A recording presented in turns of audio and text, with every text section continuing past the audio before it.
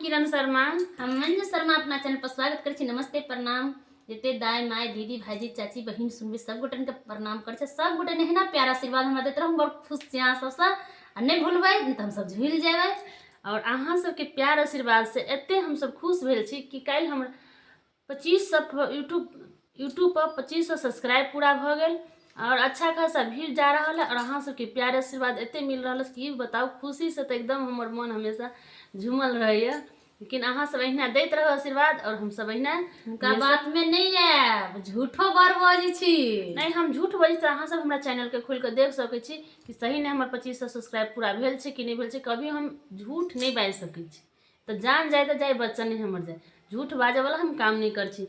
खुशी यह है कि हमरा कल 2500 सब्सक्राइब पूरा हो गए और हमर अच्छा खासा अहाँ सबके आशीर्वाद और प्यार से व्यू जा रहा है और बहुत नीक लगे। एना अहाँ सब हमेशा प्यार आशीर्वाद देते रहो, हमरा नहीं भूलब, नहीं तो हमरा सबके तो मन हमेशा झूल जाए। जब अहाँ सब भूल जेबे तो हमरा सबके तो मन हमेशा झूल जेतै। हम बहुत प्यारा सब बेटा विवाह गीत गाबे जा रहल छी। जखन दुल्हा विदाई हो छथिन तखन उनकर बाबा कथि कथि पूछे छथिन दुल्हा से, कत कत ताका जाय छथिन।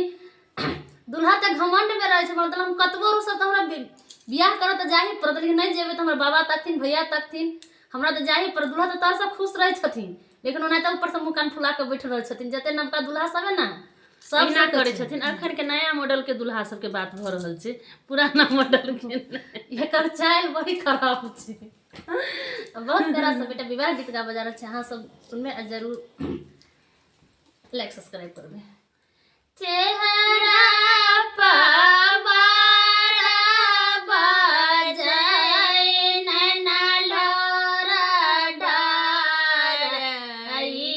छत ऊपर सुंदर दुल्हा ठाड़ है, चेहरा पवारा बाजन नलोरा ढार।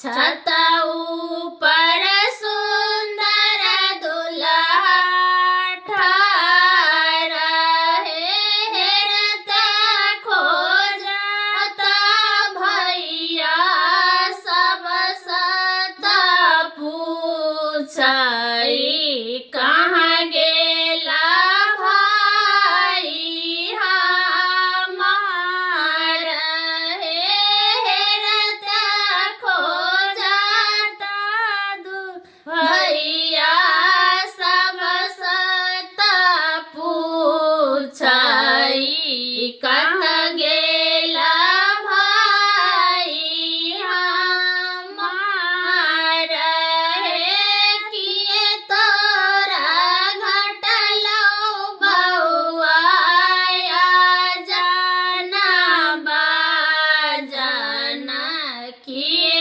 तोरा घटलो साजा बाजा हे, नए हमारा घटलयो भैया जाना बाजना, नाए हमारा घटलै साजा बाजा हे, माला के दामयो भैया हमारो बताबियाऊ, तब हम जायब ससुराल हे, माला के दामयो भैया हमारो बताबियाऊ, तब हम जायब ससुराल हे, सबलख के माला बउआ सबलख के जूता हे, सबलख के शेरवानी